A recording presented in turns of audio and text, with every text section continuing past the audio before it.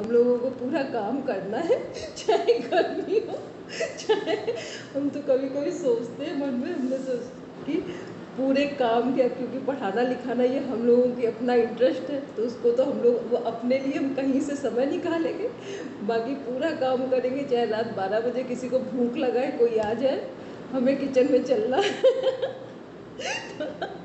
इसलिए अगर ये सब स्वीकार करके चलेंगे तो खुश रहेंगे, और अगर एक बार भी अस्वीकार किया तो कुछ खुश नहीं रहेंगे हम लोग।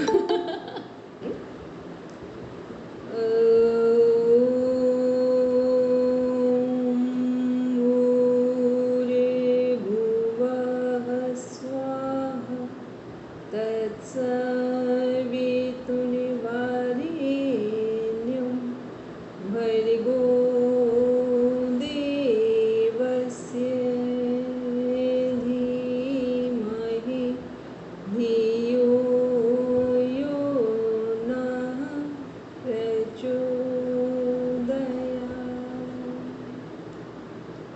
Now rub your palms, touch your eyes, then open your eyes.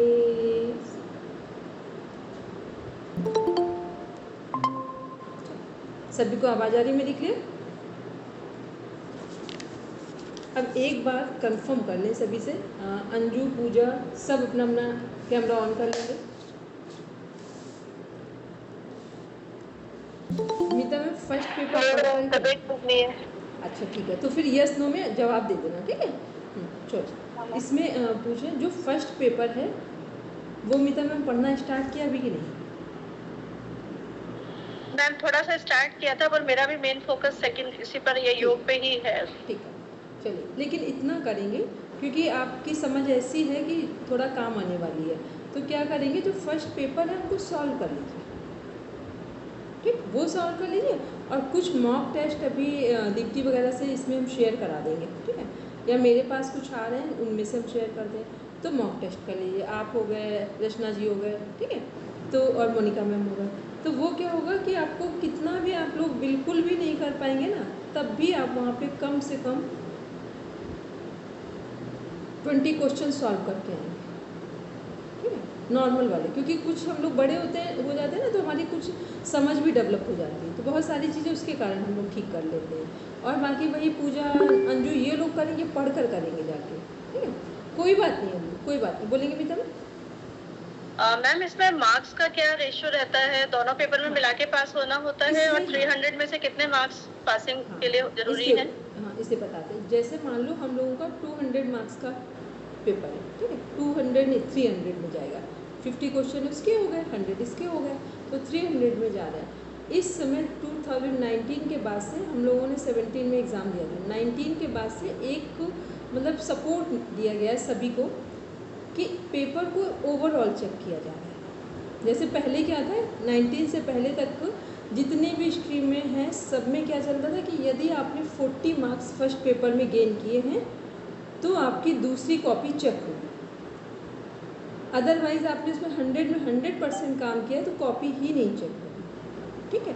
तो अभी 19 से क्या किया गया है कि ओवरऑल कर दिया गया, यदि आप 10 नंबर भी फर्स्ट पेपर में लाते हैं, यदि आप 10 नंबर भी फर्स्ट पेपर में लाते हैं और उस सेकेंड वाले पेपर में 150 के अराउंड ले जा रहे हैं, होता 150 से कम है लेकिन 150 लास्ट है, वहाँ आप लेके जा रहे हैं, तो आपका नेट जेआरएफ दोनों निकल रहा है। तो इसलिए हम सबको, जिनका सिलेबस बहुत स्ट्रांग है, पढ़ चुके हैं, तो पहले आप उसे फोकस करें, और जब कभी आप जैसे सपोज़ करके आप प्रोफेसर बनेंगे जाके, ठीक है, असिस्टेंट एसोसिएट प्रोफेसर बनेंगे जाके, तो वहाँ पे क्या होगा कि वहाँ केवल फर्स्ट पेपर से आपकी दो चीज़ें कनेक्ट होंगी, फर्स्ट पेपर, दो क्या तीन चीज़ें कनेक्ट होंगी फर्स्ट पेपर में। पहला रिसर्च कनेक्ट होगा, ठीक है, तो रिसर्च फर्स्ट पेपर का मीता मैम, आप रचना सब लोग पढ़ लेंगे, क्योंकि कल हम रिसर्च को एक रिवीजन में लेंगे कल से, ठीक है, क्योंकि रिसर्च सबके लिए आवश्यक है और बड़ा इंटरेस्टिंग पार्ट है रिसर्च का। तो रिसर्च हो गया, फिर सेकंड हो गया हायर एजुकेशन, क्योंकि हम सब लोग प्रोफेसर किस में बनेंगे, असिस्टेंट एसोसिएट जो भी बनेंगे वो किस में बनेंगे, यूनिवर्सिटी कॉलेजेस में बनेंगे, तो वहाँ पर हायर एजुकेशन किसका पार्ट है, कॉलेज और यूनिवर्सिटी का पार्ट है। तो वो हो गया। फिर थर्ड में आता है कम्युनिकेशन। ठीक है, तो कम्युनिकेशन क्या है कि कैसे हम अपनी बात को एक दूसरे तक पहुंचाते हैं या उनका फीडबैक कैसे लेते हैं। मतलब जो हमने पढ़ाया वो आपको समझ में कैसे आया, ये मेरा मेथड क्या है, टेक्निक्स क्या है, और आपसे हमने कैसे फीडबैक लिया, ये सब कम्युनिकेशन में आएगा। तो बस ये 3 जो मेन पार्ट हैं इनकी आपको ज़रूरत पड़ेगी। ठीक है, तो इसलिए बोलते हैं कि जिनको लगता है कि हमारी सिलेबस में सही कमांड है वो रिसर्च, हायर एजुकेशन इसलिए आप सबको समझ में आ जाएगा क्योंकि सब ने ग्रेजुएशन, पोस्ट ग्रेजुएशन सब करके आए हैं, चाहे वो किसी भी स्ट्रीम में आए हैं। ठीक है, तो वो समझ में आ जाएगा। रिसर्च केवल आपका डिफरेंट पार्ट है, उसको हम ले लेंगे। ठीक है, लेकिन फिर भी आप साइकोलॉजी इतने दिन से हम पढ़ाते रहे, कुछ ना कहीं टच में रहिए, तो उतना टफ वो भी नहीं लगेगा। तो इसलिए जिनको लगता है कि हम फर्स्ट पेपर की अपेक्षा, जैसे मान लो अपर्णा मैम है और हेमलता मैम है, इन लोगों ने कोई कभी ऐसी तैयारी नहीं की है। हेमलता मैम से भी एक दिन मेरी बात हुई, इन लोगों ने कोई अलग से तैयारी फर्स्ट पेपर की नहीं की, लेकिन फर्स्ट पेपर हमेशा निकाल लेते हैं। ठीक है, तो ये क्या है कि सही से न्यूज़पेपर पढ़ रहे हैं या बच्चों से बातचीत कर रहे हैं या कुछ हमने सुना, तो उन सब के कारण फर्स्ट पेपर में 40 मार्क्स लाना, 45 ये किसी के लिए टफ नहीं है। इसीलिए हमने बोला मीता मैम, रचना जी, आप लोग केवल उसके जो मॉक टेस्ट है, अदिति आप जो करोगे तो फर्स्ट पेपर के मॉक टेस्ट आप शेयर करते जाना। ठीक है, फर्स्ट पेपर के मॉक टेस्ट से तो आप लोग केवल मॉक टेस्ट सॉल्व कर देंगे, और जो पेपर है 17 से 24 तक के, उसको केवल पूरे मन से, ऐसे होता है ना, एक दिन सुबह जल्दी से अपने घर का काम पूरा किया और काम करके पूरा टारगेट लेके बैठ गए कि आज हमें 17 से 24 तक के पेपर देख कर सॉल्व करना है। बिना देखे की बात नहीं है, केवल देख कर। और ऐसा आपने अगर 3 बार कर लिया तो आप जितने लोग हैं, मीता मैम, अपर्णा मैम, रचना जी, मोनिका मैम, हेमलता मैम, आप सब 40 से ऊपर मार्क्स लेकर आएंगे।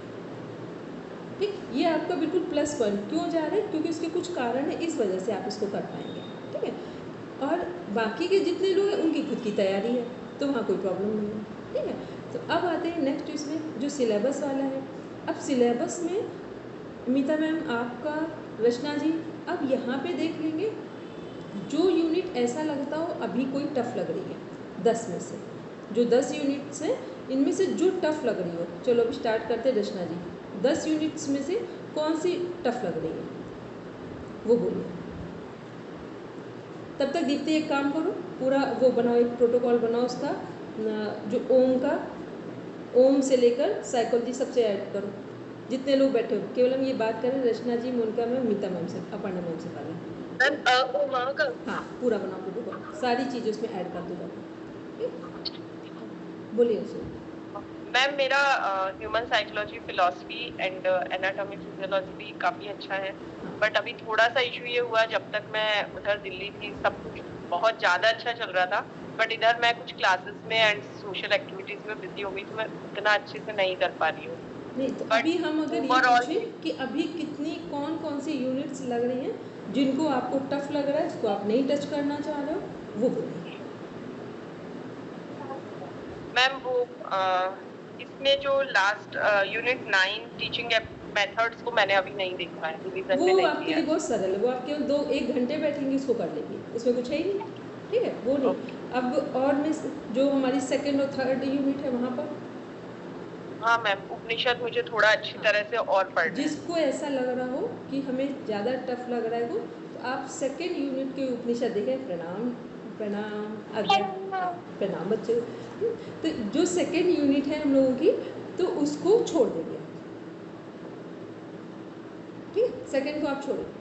जिनको लग रहा है कि कहीं अभी कुछ टफ लग रहा है, क्योंकि देखिए एक स्ट्रेटजी होती है, केवल JRF निकालने के लिए आप 5 यूनिट यहाँ से उठा लें फर्स्ट पेपर से और 5 वहाँ से उठा लें, बस JRF इसमें निकल जाएगा।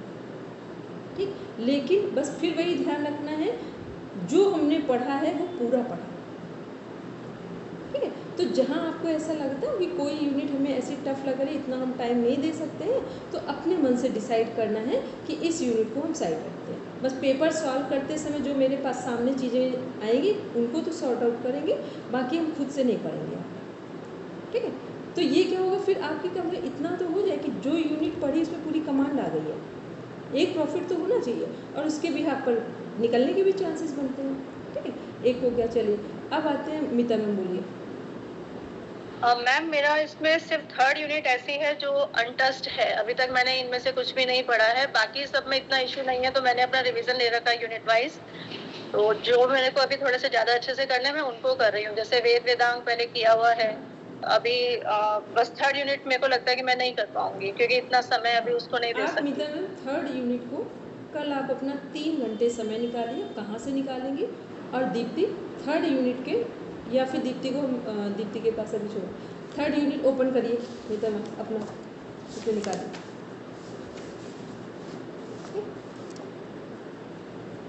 थर्ड यूनिट में पहले सारे जो उपनिषद हैं उनका कंटेंट देख लेंगे। ठीक है, दीप्ति एक सपोर्ट आप कर दोगे, जो कुछ इसमें सिमिलर है उसको एक जगह कर दोगे। ठीक है, सारे 8 उपनिषद उठाए। किसमें मैम? थर्ड यूनिट में, थर्ड यूनिट में।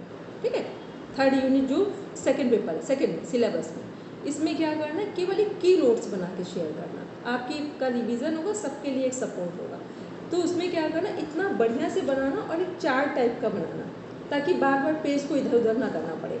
उसमें क्या करोगे, जो थर्ड यूनिट है उसके 8 हमने उपनिषद लिखे, उसका जो सिमिलर कंटेंट है उसको एरो लगाया, एक जगह पे लेकर आए। मान लो इसमें से 4 ऐसी यूनिट है जिनका कुछ कंटेंट बिल्कुल सिमिलर जा रहा है। ठीक है, और बाकी के कंटेंट को की नोट्स में बना के छोड़ दो। मैम मेरे पास बना हुआ रखा है, अगर बना है प्रॉपर ऐसे तो ऐसे ही आज भी शेयर कर देंगे। ठीक, आप लोग इतना देखेंगे ना, क्योंकि थर्ड यूनिट आपको यहाँ लग रहा है पूरे सिलेबस में सबसे सरल कोई यूनिट है तो थर्ड यूनिट है, जिसको आप 1 घंटे मन से बैठिए यही सॉल्व हो जाएगी। ठीक है, पूरे सिलेबस में सबसे सरल कोई यूनिट है तो थर्ड यूनिट है, तो इसलिए उसको लेकर कोई बाउंड्री, सेकेंड को तो टफ है, थर्ड टफ नहीं है। ठीक है, सेकंड तो मैम कई बार पढ़ लिया है तो वो बेटर लग रही है, लेकिन इसमें तो एक बार भी पढ़ा ही नहीं है कुछ भी मैंने। पढ़ेंगे ना, इसका जब आपके पास की नोट्स आएगा विदिप्ति शेयर करेंगे तो आप सब देख लेना। थर्ड यूनिट, ये मेरा अपना एक्सपीरियंस है पढ़ाने का इतने दिनों का, थर्ड यूनिट पूरे 10 के 10 यूनिट में सबसे सरल यूनिट है। ठीक है, तो इसलिए उतने को क्यों फिर छोड़ेंगे, जब हमने अगर हम टफ चीज़ को पकड़ना तो इसको क्यों फिर हम छोड़ेंगे। ठीक है, तो उसमें केवल आप मुश्किल से 2 घंटे का समय देंगे, या 1 घंटे कल देंगी, फिर दे दिया 10-10 मिनट करके, बस हो गया। ठीक है, इसमें कुछ भी नहीं है इसके अंदर। चलिए अब आते हैं और कौन से, और मीता में बोलिए इसमें कुछ। नहीं मैम, बाकी सब पहले का किया हुआ है तो मैं रिवीजन कर रही हूँ इस पर। मोनिका मैम बोलिए, ये जो 10 यूनिट है इनमें से कौन सी टफ यूनिट लग रही है। मैम जो सबसे सही जो है तैयार है वो पहले तो हठ योग सही है मेरे लिए, और मानव शरीर वाली रचना और आहार वाला वो पूरा कंप्लीट है। ठीक है, आप वैसे जो 6 वाली यूनिट है वो तो आप कर ले जाएंगे। ठीक है, इतने दिनों से हम उसको, अब इसमें आप ये देखिए हठ योग वाले में आप देख लीजिए। अब हठ योग वाले में मीता मैम, मोनिका मैम, रचना जी, अपर्णा मैम, अब जरा हठ योग वाली यूनिट ओपन करिए। इसमें पूरे ध्यान से मेरी बात को सुनेंगे। इसमें कौन कौन सी बुक्स को आप पढ़ेंगे। योग बीज में केवल हमारे 12-13 क्वेश्चन है, 12 क्वेश्चन है, 13 एक कनेक्टेड पॉइंट है उसमें एक। फिर उसके बाद पढ़ेंगे हठ प्रदीपिका, घेरन संहिता और हठ रत्नावली, बस। ठीक है, और इसमें आप कोई भी यूनिट नहीं उठाएंगे, मतलब कोई भी बुक नहीं उठाएंगे आप। ठीक, क्योंकि इसमें आप लोगों ने सही पढ़ रखा है तो आपका इतने में भी काम हो जाएगा। ठीक है, तो इसमें सीधे सिद्धांत पद्धति ये बहुत बड़ा, इसमें वहाँ कुछ भी 1 मिनट का भी समय नहीं लगाएंगे, ना सिद्ध सिद्धांत पद्धति में, ना शिव संहिता में, ना वशिष्ठ संहिता में। बस वशिष्ठ संहिता का उतना ध्यान रखिए। पद्मासन में आदि व्याधि का कॉन्सेप्ट है, वहाँ पर प्राणायाम सन्निरोध के बारे में बताया गया, प्राणायाम से ही मोक्ष की बात की, बस। इसमें से कोई भी बुक टच नहीं करेंगे। ठीक है, ये पूरा समय बचेगा और पूरी आपकी श्योरिटी के साथ तैयारी हो जाएगी। ठीक है, अब बोलिए मीता। नहीं बस यही पूछी थी मैम, मुझे लगा योग बीज करना है। नहीं, योग बीज कर ले, योग बीज में 12 क्वेश्चन है। ठीक है, क्वेश्चन पढ़ेंगे ना, एक बार वो पूछ ले कि संसार, वो है ना कि योग भी जरूरी है, इसमें ज्ञान भी जरूरी है, केवल इस पर आधारित है। आप ध्यान से देखेंगे 12 इसमें क्वेश्चन है, उन क्वेश्चन को देखेंगे, आपको 1 से 2 बार पढ़ के लगेगा ये क्वेश्चन हम पूरा जो सारे हमने रेफरेंस बुक्स पढ़ी हैं उसी के पॉइंट्स हैं। और कॉन्सेप्ट मैम कहाँ पे मिलेंगे ये क्वेश्चन योग बीज के? योग बीज के क्वेश्चन हम अभी दीप्ति से शेयर करा रहे हैं। दीप्ति 12 क्वेश्चन अपने पास जहाँ बने रखे हैं उनको अभी शेयर कर दो, ठीक है। और योग बीज में कॉन्सेप्ट क्या है, योग और ज्ञान दोनों जरूरी है जीवन में, इस पर आधारित है, ठीक है। ये सब ऐसे चीज़ें हैं जिनको 10 मिनट में आप ध्यान से देखकर एग्ज़ाम के लिए रेडी हो सकते हैं, ठीक है, क्योंकि उसमें आप चीज़ें पढ़ चुके हैं ऑलरेडी, तो यहाँ इतना टफ नहीं है। और फिर यहाँ पे सिद्ध सिद्धांत पद्धति, शिव संहिता और वशिष्ठ संहिता, ये बुक अब टच नहीं करेंगे। बस इतना ध्यान रखेंगे, सिद्ध सिद्धांत पद्धति किसकी बुक है, किसके द्वारा लिखी गई है, गोरक्षनाथ जी के द्वारा। शिव संहिता नित्यनाथ जी के द्वारा लिखी गई है। और जो ये है हमारी वशिष्ठ संहिता, ये महर्षि वशिष्ठ की तरफ चली जाएगी। तो किसके द्वारा लिखी गई है फिर ये बुक? महर्षि वाल्मीकि जी की, ठीक है। चलिए, अब ये हो गया हम लोगों का हठ योग वाले ग्रंथ। अब आते हैं नेक्स्ट, देखते हैं Aparna ma'am. Hello Aparna ma'am. Aparna ma'am यहाँ पे ना बारिश हो रही है, मैं ना जरा बिटिया को लेने के लिए जा रही हूँ। अच्छा ठीक है, काफी बारिश हो रही ठीक है। है फिर आके आप केवल इतना कंफर्म कर देंगे कि कौन कौन सी यूनिट कंप्लीट है, ठीक है। चलिए जी हाँ जी ठीक है। तो इसमें क्या करना है, ये जो अब हमारा पूरा सिलेबस है, इसको आज से अपने एक स्टडी में कुछ चीज़ें चेंज करेंगे, ठीक है, जो पढ़ रहे हैं उसके पैटर्न में। पहला ये देख लें कि टाइम कितना देना है एक यूनिट को, 10 मिनट्स की 20 मिनट्स, बस उतनी देर में उसको कंप्लीट करना है, माइंड सेट करके कि हमने 20 मिनट डिसाइड किए हैं, 20 मिनट्स में पूरे कंटेंट को प्रॉपर देख लेना है। 20 मिनट से 1 पे जा रहा हो ऊपर, बस वहीं इसको स्टॉप। और पहले क्या करेंगे, पहले उठाएंगे जो प्रैक्टिकल यूनिट्स हैं, क्योंकि प्रैक्टिकल यूनिट्स को जैसे ही ओपन करते हैं माइंड वर्किंग में आ जाता है। तो प्रैक्टिकल यूनिट में कौन कौन सी, 7, 8, 9, 10। अब पीछे से उठाएं या 7 से उठाएं, ठीक है। 7, 8, 9, 10 उनको सबको आप आराम से देंगे। कितने मिनट्स, 15 मिनट्स, 15 मिनट। बस 1 घंटे में चारों को कंप्लीट करके साइड कंप्लीट कर देंगे। फिर अपना जो काम करना हुआ कर लिया, फिर आएंगे 1 घंटे में टाइम देंगे 20 मिनट्स का, वहाँ उठाएंगे सबसे पहले फर्स्ट यूनिट, ठीक। फिर उठाएंगे फर्स्ट के बाद थर्ड यूनिट, फिर थर्ड यूनिट के बाद उठाएंगे fourth unit, first third fourth, ठीक है। अब फिर बची 3 यूनिट, इनको कैसे करेंगे, इनको जब कोई दूसरा टाइम मिलेगा, क्योंकि हम सब लोग घर में हैं तो हम ये नहीं कह सकते नहीं हम सारे काम एक ही टाइम पे कर लेंगे, ठीक है। फिर उसके बाद एक बार जो एनाटॉमी फिजियोलॉजी वाले हैं, इनको 10 मिनट का टाइम लेंगे घड़ी के टाइम से, पूरा देखते हुए कि फास्ट हमें क्या ड्रॉ करना है, डायग्राम ड्रॉ।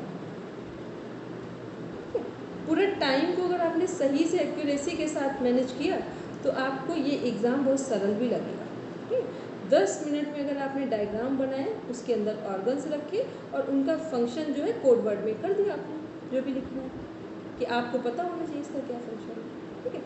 फिर उसके बाद क्या करना है, ये हो गया। फिर 10-10 मिनट लेंगे केवल रिवीजन के लिए, इसका जो डाइट वाला पार्ट है और जो हमारा साइकोलॉजी वाला पार्ट है। तो आधे घंटे, क्योंकि ये थोड़ी बड़ी यूनिट है, आधे घंटे इसके लिए लिया आपने, ठीक है। फिर आधे घंटे नेक्स्ट आए सेकेंड जो यूनिट है। ऐसे करके आपने अगर अपनी स्ट्रेटजी को डिज़ाइन कर लिया तो 3 से 4 घंटे का टाइम, अब इस समय मतलब 5 घंटे का टाइम मान के चल रहा है, क्योंकि आपने पहले पढ़ रखा है चीज़ों को। 5 घंटे का टाइम अपने ऊपर स्पेंड किया ऑनेस्टी से, तो अभी भी ये एग्ज़ाम आपका है, ठीक।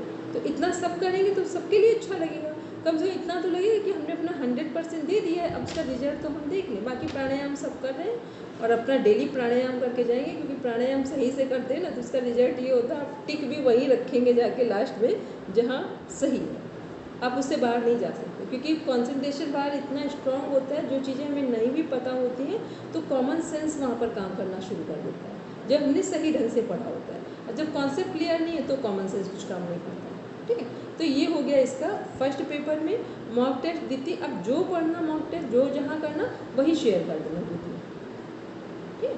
मैम मैंने ग्रुप में शेयर कर दिया, उमा वाला पूरा कर दिया, उसमें कॉन्सेप्ट, उसमें वर्ण भी लगा दिए और लोग भी बता दिए, सभी चीजें कर दी, देवी देवता भी बता दिए। चलो ठीक है, बढ़िया, ठीक है। और फिर जो फर्स्ट पेपर है उसके लिए देंगे मीता मैम, मोनिका मैम, रचना जी, अपर्णा मैम, बस 1 घंटे का टाइम देंगे, 1 से 1.5 घंटे का। 5 घंटे आपको रखने हैं। अब 5 घंटे को आप देख लीजिए कैसे कैसे मैनेज करना है आपको, ठीक है। चलिए अब आते हैं नेक्स्ट, हम लोग देखते हैं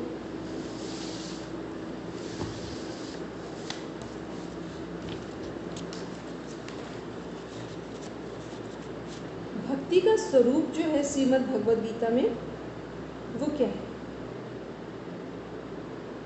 भक्ति का स्वरूप श्रीमद् भगवद गीता,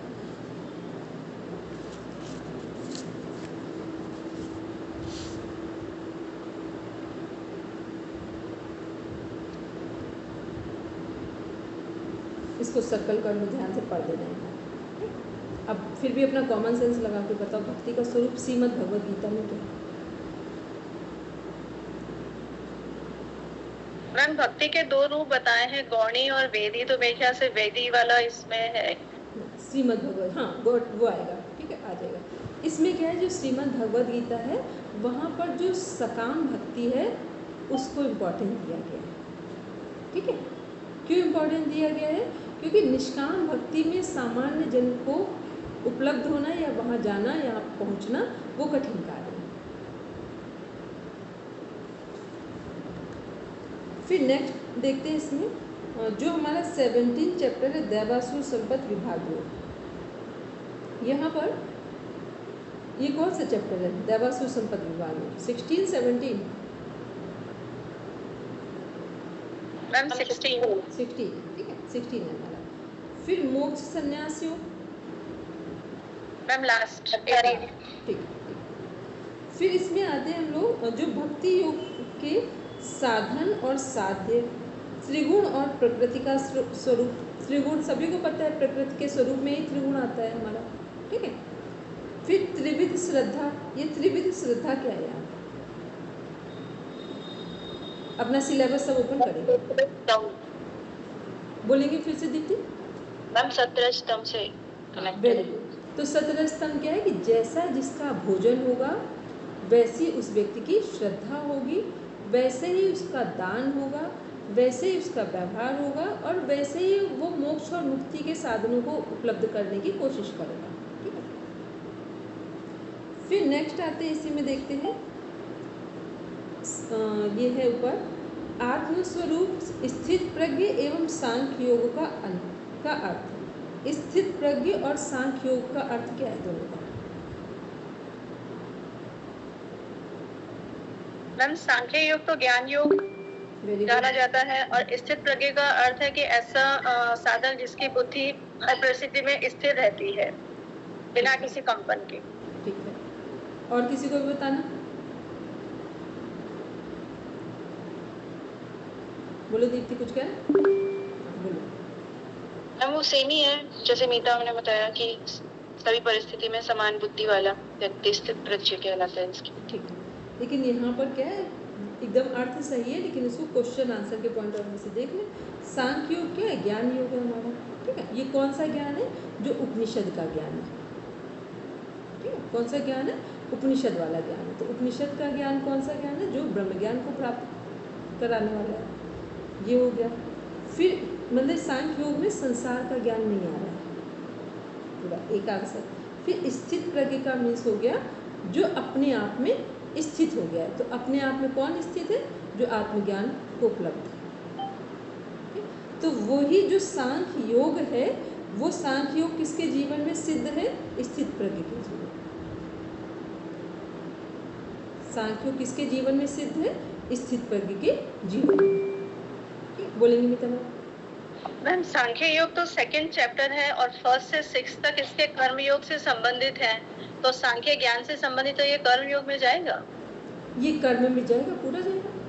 देखो एक चीज़ ध्यान रखिए, जो हमारे श्रीमद् भगवद गीता है 18 अध्याय 6 अध्याय में 3 पार्ट्स में डिवाइड है, कर्मयोग, ज्ञान योग, भक्ति योग। लेकिन कोई भी अध्याय एक दूसरे के बिना इनकम्प्लीट है। जो व्यक्ति कर्मयोग करेगा वो बिना ज्ञान के सही कर्म नहीं कर पाएगा।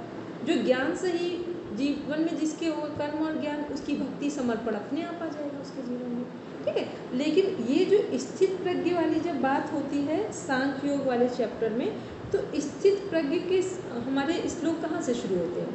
55 के अराउंड शुरू हो रहे हैं, ठीक है, 55 वहाँ से लेकर 72 तक केवल उनके लक्षण बताए गए हैं जो अपने आप में उपलब्ध हो गए, जो अपने आप में उपलब्ध हो गए। तो ये वहाँ पे थे, इसलिए स्थित प्रज्ञ केवल एक टॉपिक है पूरा, ठीक है। स्थित प्रज्ञ क्या है वो देखेंगे दीप्ति, वो क्या बोलते हैं, एक बार उठाओ अपने श्रीमद् भगवद गीता, सब जिसके पास है उठाओ फटाफट, हम भी उठाते हैं।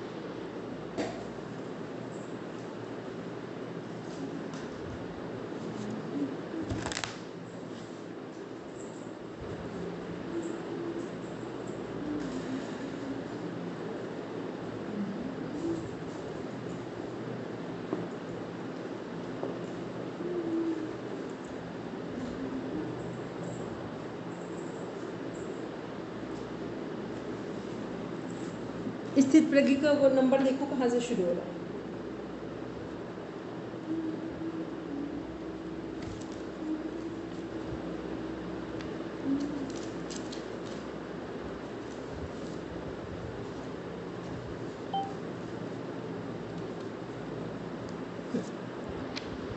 उसने सही बोला, क्या बोलते हैं 53 क्या बोलेंगे 54 से, ठीक है, फिर हमने सही बोला था 54 5, ठीक, ये इधर ही से स्टार्ट हो रहा है। अंजू ने थोड़ा ऊपर बोला ना तो हमने कहा एक बार चेक कर ले कहीं गलत तो नहीं, ठीक, सही, पहले वाला अंजू का गलत था, ठीक है। 54 5 से स्टार्ट हो रहा है। अर्जुन उवाच, जहाँ से स्थित प्रज्ञ से का भाषा समाधिस्थ से केसर, ठीक है, यहाँ से स्टार्ट हो रहा है और 72 नंबर तक के हैं ये सारे श्लोक हैं।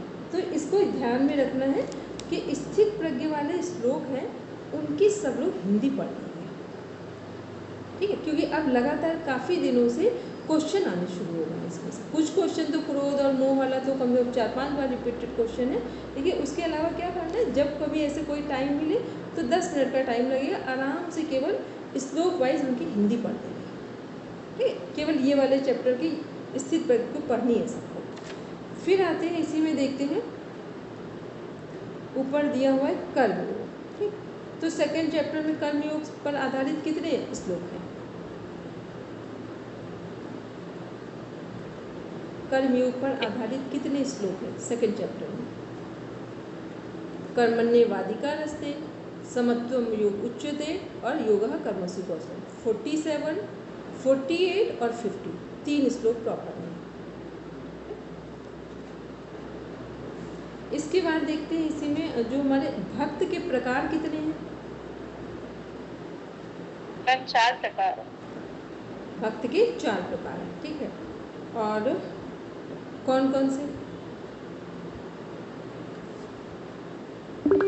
बोलेंगे दीप्ति?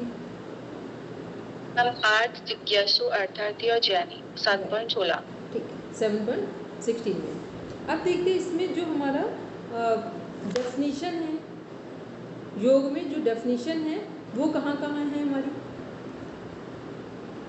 मैम 2.48 और 2.50 और 6.23। 23 यस मैम 23। ठीक है, तो ये क्या है, ये हमारी श्रीमद् भगवद गीता में डेफिनेशन है। फिर नेक्स्ट देखते हैं, इसमें आते हैं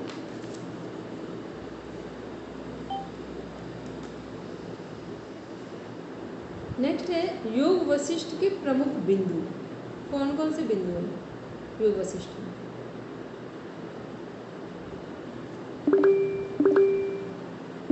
बोलेंगे मीता मैम? मैम इसमें एक तो 6 इसके अध्याय हैं और इसमें मुक्ति के 4 द्वारपाल हैं, मुक्ति के 2 प्रकार हैं और ज्ञान की सप्त भूमियां हैं, आदि व्याधि का कॉन्सेप्ट है और प्राणायाम का फल है। सब लोग क्लैपिंग कर दो मीता मैम के लिए, कोई भी पॉइंट इनकम्प्लीट नहीं बचा, ठीक, बिल्कुल सही बताया। इसीलिए हमने बोला कि सब लोग ढंग से सब करेंगे ना तो सब लोग अच्छा कर ले जाएंगे, ठीक है। चलिए अब आते हैं इसमें नेक्स्ट देखते हैं, यहाँ पे जो मुक्ति के 4 द्वारपाल हैं वो कौन से हैं? और कोई भी अंजू, और मुक्ति के 4 द्वारपाल किसको लाना? दीप्ति हो गए, ठीक है, बोलिए मीता। मैम शम, विचार और संतोष और सत्संगति। फिर नेक्स्ट आते हैं इसमें सारे सही थे। ठीक है, चलिए फिर आते हैं जो हमारे सप्त भूमियाँ या भूमिका है, सीक्वेंस में किसको किसको लाना है।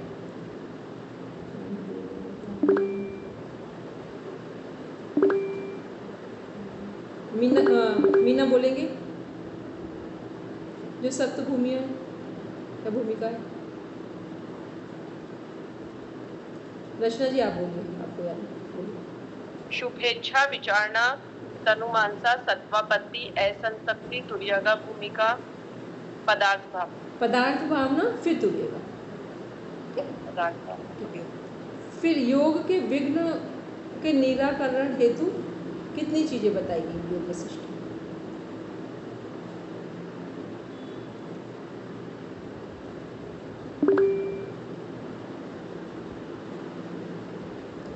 बोलेंगे दीप्ति। मैम योग के विघ्न बताया ना इसमें, हाँ, तो इच्छा, क्रोध, लोभ, भय और निद्रा। ये क्या है, ये विघ्न है जो हमारी साधना में पहुंचने में बाधक करते हैं। फिर नेक्स्ट आते हैं ध्यान के 8 चरण कौन कौन से।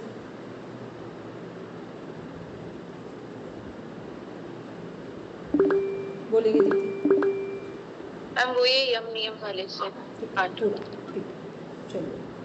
और ये कैसा एकमात्र ग्रंथ है जो कंप्लीट किस पर आधारित है, ज्ञान योग पर। ठीक है, संवाद किसके बीच है, भगवान राम और महर्षि वशिष्ठ जी के बीच में। चलिए मिता मैम कुछ पूछ रहे।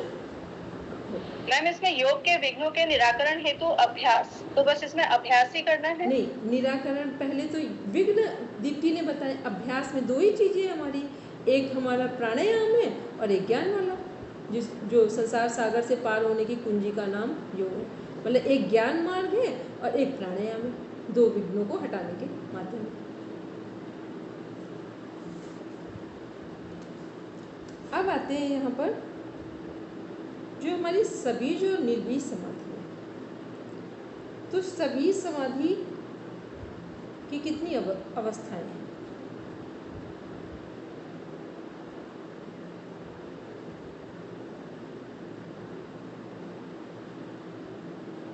मैम क्वेश्चन क्या किया था आपने? हमने कहा सभी जो निर्वीज जो 2 समाधि, ठीक है मीना का आगे, सभी समाधि की कितनी अवस्थाएं, तो संप्रज्ञात समाधि सभी जो, तो 4 हो गई हमारी अवस्थाएं।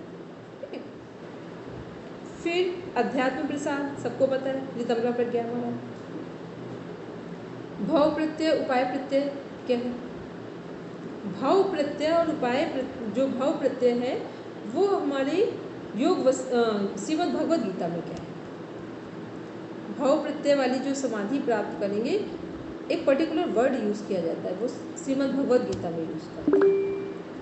मैम योग भ्रष्ट। योग भ्रष्ट साधक। ठीक है, ये योग भ्रष्ट साधक कौन से साधक है, जो अपने इसी जन्म में साधना करते हुए अपने आत्म तत्व को उपलब्ध नहीं हुए। ऐसा लग रहा है योग भ्रष्ट, तो शब्दों से ऐसा लग रहा है कोई बहुत नेगेटिव वर्ड है, जबकि नेगेटिव वर्ड नहीं है, बस जिनकी साधना पूरी नहीं हुई उनके लिए वर्ड श्रीमद् भगवद गीता में यूज हो रहा है। मैम इसी के लिए योगारूढ़ भी, हाँ योगारूढ़ भी है मैम।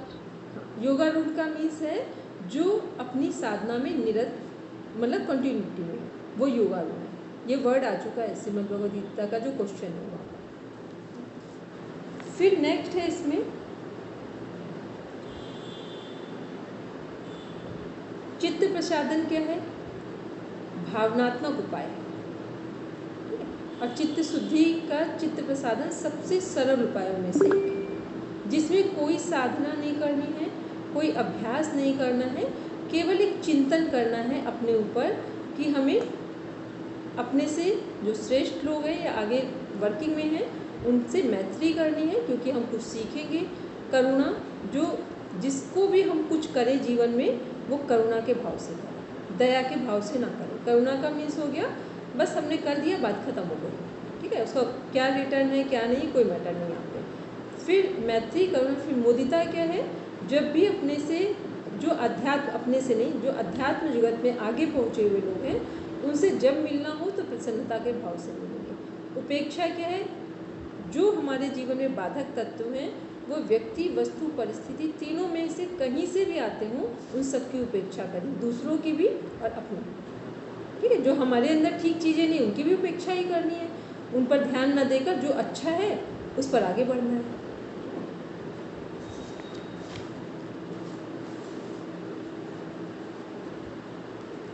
फिर आते निर्माण चित्त क्या है। 4th जो यूनिट है वहाँ देखेंगे कैवल्यपाद में निर्माण चित्त की अवधारणा। बोलेंगे मैम, निर्वाण चित्त अस्मिता से जनित होता है और ये 4.4 का सूत्र है।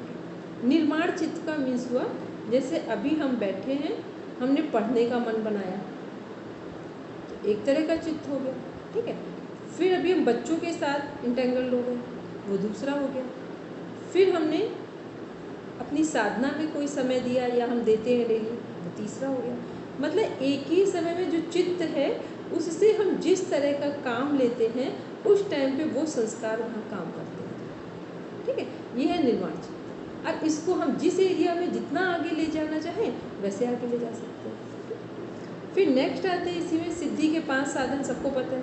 ठीक है, लास्ट वाला जो साधन है समाधि, कहीं पर भी समाधि वर्ड यूज़ हो जाए या संयम यूज़ हो जाए, इसका मतलब है यहाँ धारणा, ध्यान, समाधि तीनों कनेक्ट है। फिर हमारी है कर्म के 4 प्रकार, वो ध्यान में रखेंगे। लेकिन जब हम लोग वो का 4th चैप्टर में 30 नंबर का सूत्र है 3030 का, वहाँ लिखा है तथा क्लेश कर्म निवृत्ति। तो क्लेश और कर्मों से निवृत्ति हो रही है, तो कितने प्रकार के क्लेशों से निवृत्ति हो रही है? 5। और कर्म कितने हैं? 3। क्लेश कितने हैं? 5 और कर्म है 3। क्योंकि चौथा जो कर्म है वो तो योगियों का कर्म है, तो वहाँ मुक्ति, वो तो मुक्ति का साधन हो गया। ठीक है, फिर नेक्स्ट आते हैं धर्म में एक समाधि क्या है, किसका पर्यायवाची होगा धर्म में एक समाधि? बोलेंगे दीप्ति? मैम, वो निर्बीज समाधि का ही रहेगा उत्तर। लेकिन धर्म में एक समाधि क्या है, जैसे हम लोग संप्रज्ञात समाधि में एक अवस्था पढ़ते हैं। ठीक है, तो धर्म में एक समाधि के बाद क्या घटना घटित हो रही है हमारी? सभी क्लेशों से निवृत्ति और 3 प्रकार के कर्मों से निवृत्ति। जब धर्म में एक समाधि के बाद 5 क्लेशों से निवृत्ति और 3 प्रकार के कर्मों से निवृत्ति हो रही है, अब इसके बाद जो वर्ड कनेक्ट होगा वो निर्बीज समाधि, कैवल्य, निरुद्धावस्था, पर वैराग्य, ये यहाँ पर अब कनेक्ट होंगे। ठीक है, बोलेंगे बेटा? में मैम, ये संप्रज्ञात और असंप्रज्ञात के बीच की अवस्था है, ये ट्रांजिशन पीरियड। संप्रज्ञात तो हो गया, वहाँ तो कोई मतलब ही नहीं। बस असंप्रज्ञात से पहले जैसे हम कोई एक होता है ना कि हम एक फाइनल स्टेज पर आ रहे हैं, उससे पहले जिसको हम लोग बोलते हैं प्रातिभ ज्ञान, एक तरह का समझ लें।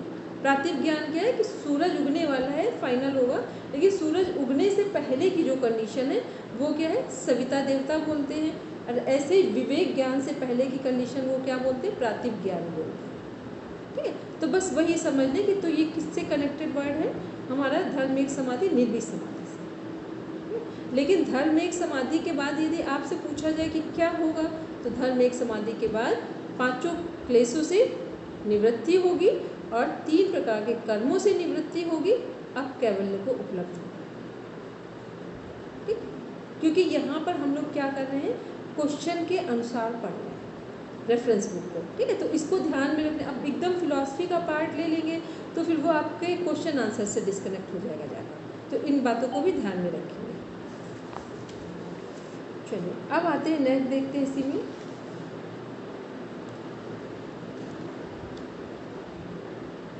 चतुर्व्यूहवाद की अवधारणा, सबको याद है? फिर देखते हैं यहाँ इसमें आते हैं सामान्य मनोविज्ञान, देखते हैं जनरल साइकोलॉजी में निद्रा की अवस्थाएं। ये अभी दीप्ति ने मैटर शेयर किया, उसको प्रॉपर सब देख लेंगे। ठीक, आओ वहाँ से सब कनेक्टेड पूरा भेजा है। अब इसमें कुछ फुल फॉर्म लिखेंगे, ATP, ये सब आप अपना देखेंगे और माइंड में रखेंगे। ATP, RNA, DNA, Parkinson, Alzheimer, इनका मीनिंग ध्यान रखेंगे।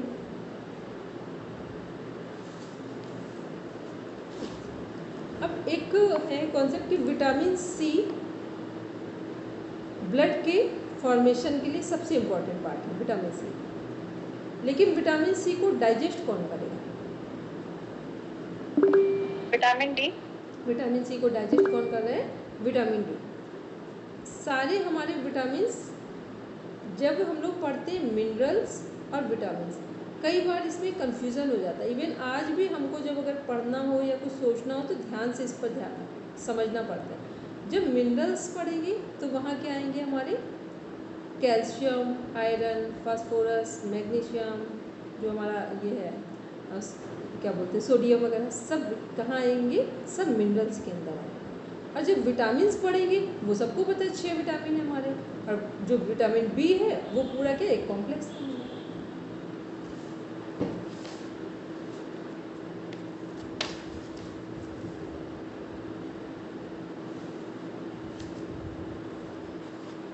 वात, पित्त, कफ सबकी टाइमिंग क्या है वर्किंग में आने की?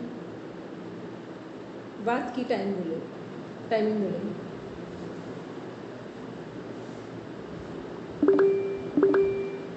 बोलेंगे मीता मैम 2 से 6। फिर पित्त की? पित्त की 10 से 2। कफ की? 6 से 10। ये क्या है? ये पूरा सर्कल है जो 2 बार रिपीट हो रहा है। ठीक है, एक बार सुबह और एक बार शाम से, 2 के बाद से फिर रिपीट हो रहा है। फिर कुछ वर्ड्स लिखेंगे जिनका मीनिंग ध्यान से देखना है। Catabolism, metabolism, anabolism.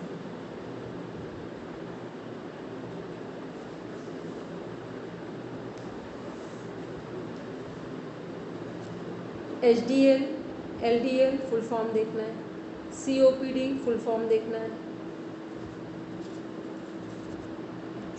अब आते हैं नेक्स्ट, पित्त जो है वो किससे शांत होगा? ध्यान से सुनेंगे मेरी बात को सब। पित्त किससे शांत होगा? कुछ ऑप्शन दे रहे हैं हम। मालिश, उल्टी, उपवास या निद्रा।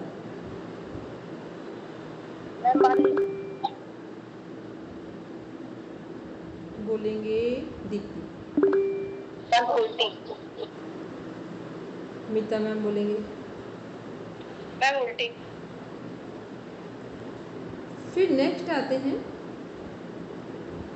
अब इसको ध्यान में रखेंगे, ये क्वेश्चन इनकम्प्लीट है, क्वेश्चन का आंसर। फिर हमारा जो जितने भी वात जनित रोग हैं वायु से संबंधित, वो किससे शांत होंगे? निद्रा, उपवास, उल्टी या मालिश। बोलेंगे मोनिका मैम। मैम निद्रा। मालिश से भी हो जाएगा, 2 में कंफ्यूजन है। वात जनित रोग होंगे मालिश से, क्योंकि वहाँ क्या है? ड्राइनेस है, तो ड्राइनेस के कारण नींद नहीं आएगी, दर्द होगा, तो वात जनित रोगों के लिए क्या है? मालिश। फिर आते हैं फीवर, बुखार, किससे शांत होगा? सही होगा उपवास, उल्टी, मालिश या निद्रा। बोलेंगे दीप्ति। उपवास। फीवर में क्या है? जैसे ही आप उपवास रखेंगे, गर्म पानी लेंगे, नींबू पानी लेंगे, तो उपवास में क्या है? हमारी गंदगी साफ होनी है शरीर से, तो उपवास करते ही हमारा फीवर ठीक हो जाएगा। अब आते हैं कफ जनित रोगों में, क्या करेंगे? नींद, मालिश, उल्टी या उपवास।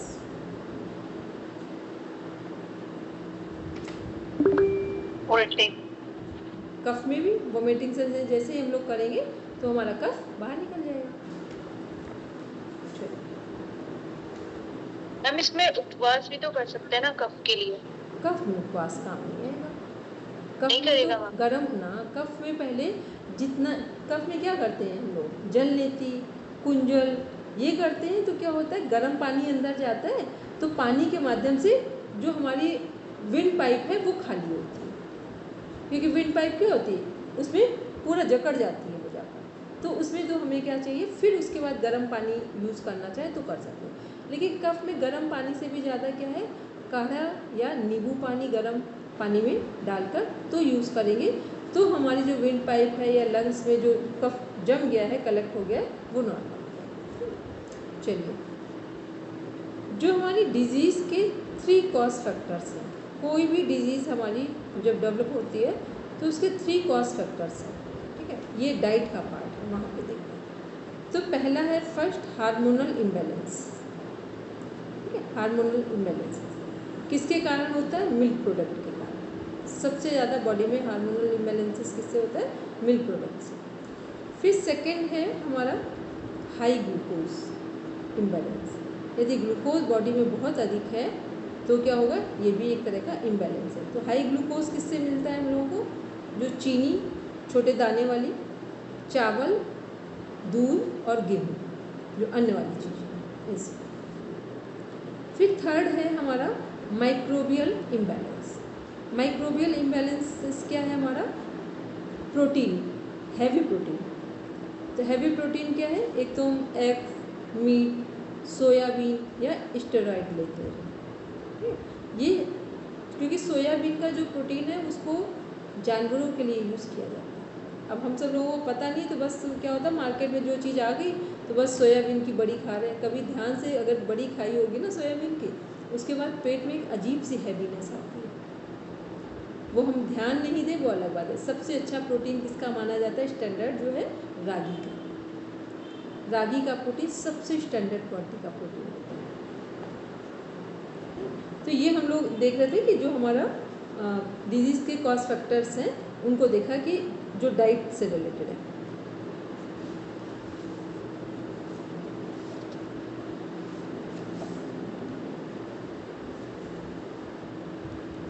फिर कुछ वर्ड्स हैं, उनको लिखेंगे। लिपिड प्रोफाइल,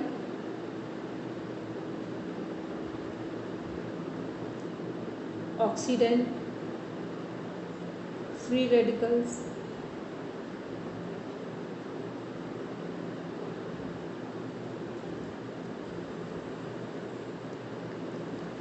इनको एक बार चेक कर लेंगे। जिनको याद है तो ठीक है, नहीं याद है तो देख लेंगे। और इसमें एक चीज़ और लिख लेंगे, कोलेस्ट्रॉल।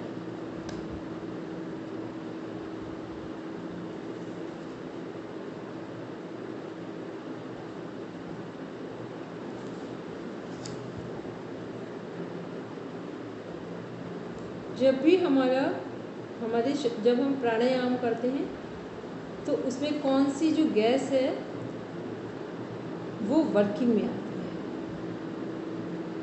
प्राणायाम करते समय, जिससे हमारे रोग दूर होते हैं। बोलेंगे मिता मैम? Ma'am oxygen. ऑक्सीजन हो गया। ऑक्सीजन तो हमें मिल रही है, जिससे हमारा ब्लड प्रॉपर सप्लाई होगा हार्ट के थ्रू, ठीक है। दूसरा मोनिका मैम बोलेंगे। मैम नाइट्रोजन का लेवल इंक्रीज हो जाता है। जो नाइट्रिक ऑक्साइड है वो यहाँ पर बढ़ता है। प्राणायाम में जो डीपर पार्ट है वो नाइट्रिक ऑक्साइड का है, ठीक है। नाइट्रिक ऑक्साइड क्या है? जब हम ऑक्सीजन सही से लेते हैं, प्राणायाम करते हैं, तो हमारे जो साइनस वगैरह हैं या जितने भी छोटे छोटे जो हमारे वेन्स, कैपिलरीज हैं, वहाँ सब ओपन होकर जो एक तरह का, जैसे हम CO2 को बाहर कर रहे हैं, तो वैसे ही यहाँ से जितने भी हमारे जो नेगेटिव गैसेज वो जा रही हैं। और नाइट्रिक ऑक्साइड का मतलब है एक तरह से पूरा एक प्लेटफॉर्म डेवलप करना एनर्जी का।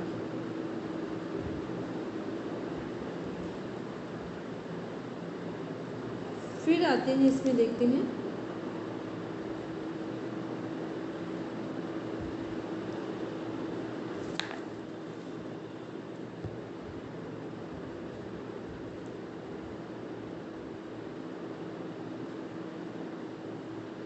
बैक्टीरिया बाहर से आता है या अंदर से डेवलप होता है?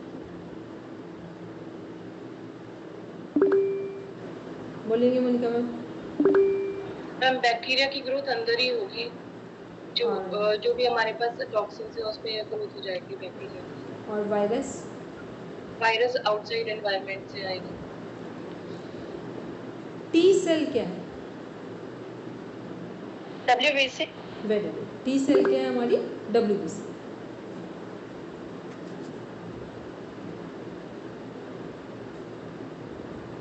जो पैरासीटामोल होती है उसकी तरह कौन सी एक हमारी आयुर्वेदिक औषधि है जो काम करती है?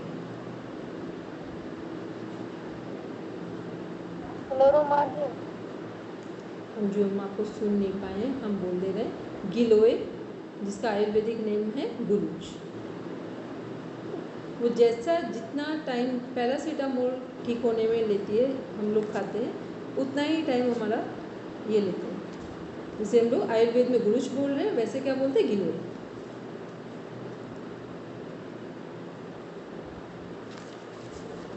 अच्छा, कोई भी 3 ऐसे खाने वाले जो सब्जी या फल है उनके नाम बोलिए जिनमें वात पित्त कफ तीनों का शमन हो रहा है।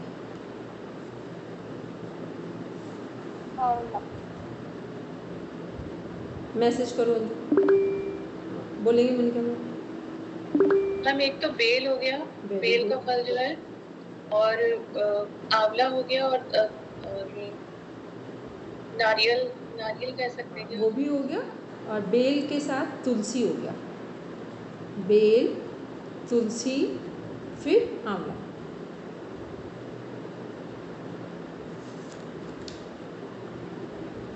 मैम पित्त प्रकृति को आंवला नुकसान नहीं करता है? कई बार ऐसा लगता है जैसे एसिडिटी फील होती है, या उसको खाली पेट नहीं लेना चाहिए? नहीं, उसको तब जब ऐसा लगे तो खाली पेट में लेना। ठीक है, आंवला पित्त को शांत करता है, लेकिन जब पित्त जिनको पित्त प्रकृति हो उन्हें आंवले में हमेशा मिश्री डाल के लेना चाहिए। पित्त प्रकृति जिनकी भी हो आंवले में मिश्री डाल के, आप अगर डेली आंवला मिश्री ले रहे हैं या आंवला ले रहे हैं, आप देखिए कुछ ही दिनों के बाद पूरा सिस्टम चेंज हो जाएगा बॉडी।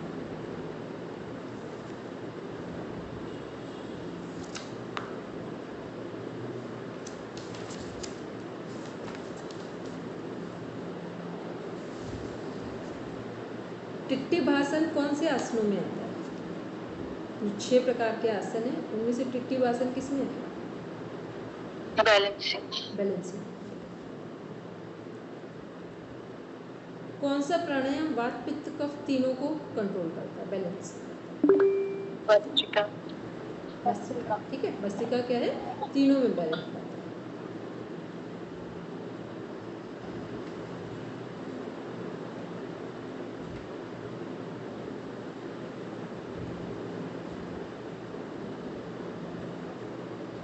वमन धोती के प्रकार।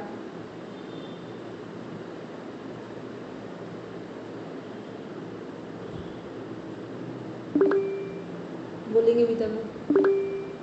मैम कुंजल, व्याघ्र, गजकर्णी। कुंजल, व्याघ्र, गजकर्णी, ये सब क्या हो गए? वमन धोती के पर्यायवाची। और वमन धोती क्या है? वमन धोती, वस्त्र धोती, दंड धोती, ये तीनों किसके अंदर आएंगे? हृदय धोती के अंदर। फिर नेक्स्ट देखते हैं इसी में जो सोहम जप है, ये राजयोग का पार्ट है या हठ योग का? सोहम जप।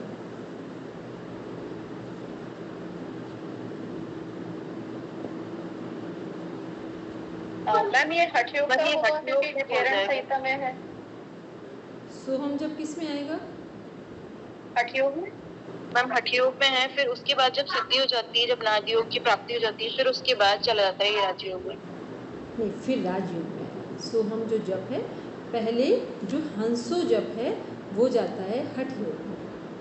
ठीक, हंसो जब सिद्ध हो जाएगा तो सोहम किस में पहुंच जाएगा? सोहम हमारा राजयोग से कनेक्ट है।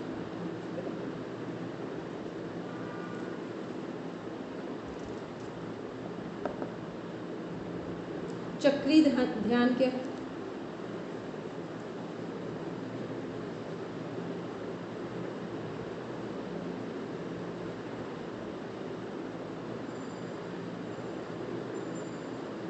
मैम क्या चक्रों पर ध्यान? हमने बोला चक्री ध्यान क्या है? चक्रों पे ध्यान करना। तो मैम ये ना विन्यास योग का है, और इसके अंदर एक साइक्लेशन होता है जिसके अंदर एक्सरसाइज फिर रिलैक्सेशन फिर एक्सरसाइज फिर रिलैक्सेशन होता है। इसको दीप्ति आज दोबारा अभी रिसेंट में अगर आपके पास ये पूरा नोट है इसको भेज दो ग्रुप में। ठीक है, ठीक है पूरा मैम, विन्यास योग के साथ फोटो के चक्री अंदर है वो भी। ठीक है, साइक्लिक मेडिटेशन है, इसको प्रॉपर टू द पॉइंट भेजना ताकि सबको क्लियर समझ में आ जाए। ठीक है, ठीक है मैम। इसको अभी नोट कर लो, जिसके पास हो वो भेज दो या फिर नहीं है तो बनाकर भेज दो उसको। फिर सविता ध्यान सबको पता है, ठीक है, उगते हुए सूरज का ध्यान करना है, ठीक है, सामने बैठ के। फिर योग निद्रा BSY सबको पता है, बिहार स्कूल ऑफ योगा है यहाँ पर। फिर आते हैं तड़ागी मुद्रा में बैठेंगे कैसे, बैठने का पोस्चर क्या है तड़ागी मुद्रा में।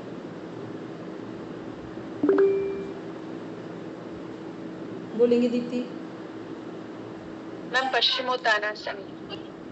सब पश्चिमोत्तान आसन में बैठेंगे, लेकिन पश्चिमोत्तान आसन लगाएंगे नहीं, बस पेट फुलाएंगे, मुंह से सांस लेकर। ठीक है, और क्या करना है, दोनों हाथों से पैर के अंगूठे को पकड़ना है केवल, ना तो सिर को उसमें लगाना है, ना कोनी, कुछ भी नहीं लगा, बस इसे हाफ भी बोल सकते हैं कि केवल हमने दोनों हाथ से पैर के अंगूठे को पकड़ा और पेट को श्वास भर के फुला दिया। तड़ागी का मतलब होता है घड़ा, पानी से भरा हुआ। फिर हमारे जो घेरन संहिता में 25 मुद्राएं हैं, उसके अलावा सभी में कितनी मुद्राएं हैं? 10 मुद्राएं हैं। कहीं कुछ भी कंफ्यूज नहीं होना है, केवल घेरन संहिता में 25 है, बाकी सब में 10 मुद्राओं का ही वर्णन है विद बंध। अब देखते हैं जो हमारे 25 मुद्राएं हैं, इसमें से 5 हमारे, 4 क्या है? बंध है हमारे, ठीक है। फिर 5 क्या है हमारी? जो पंच महाभूत हैं वो धारणाएं हैं। कौन कौन सी, कहाँ से शुरू हो रही? सबसे पहले पार्थिव धारणा, फिर आम्बसी धारणा, फिर 3rd नंबर पे आग्नेय धारणा, फिर 4th वायुवी धारणा और 5th आकाशीय धारणा। तो ये क्या है? ये हमारी धारणाएं हैं। तो वहाँ पे अलग भी क्वेश्चन कर देते हैं, तो अलग क्वेश्चन में क्या करना है कि वो जो 5 हैं हमारी, वो धारणाएं पंच महाभूतों पर हो रही या पंच तत्व पे, तो उसको ध्यान में देखकर फिर आंसर देंगे, ठीक है। चलिए अब नेक्स्ट इसी में देखते हैं हमारा 9th यूनिट, एक बार ओपन करेंगे सब। मैम भेज दिया मैंने, साइक्लिक मेडिटेशन भेज दिया, ठीक है। बस 9th यूनिट का एक पॉइंट डिस्कस करके कंप्लीट करते हैं इसको। 9th यूनिट में जो पाठ योजना के नमूने हैं, पाठ योजना और विषय वस्तु, विकसित पाठ योजना की भूमिका बांधने की 8 चरण विधि, इसको दीप्ति अभी ग्रुप में सेंड कर दो, ठीक है। 8 चरण, ठीक है। बस अब सब लोग अपना रिवीजन करेंगे, कल प्रॉपर हम लोग शाम को क्लास ज्वाइन करेंगे, सब करेंगे शांति पाठ, बैठेंगे।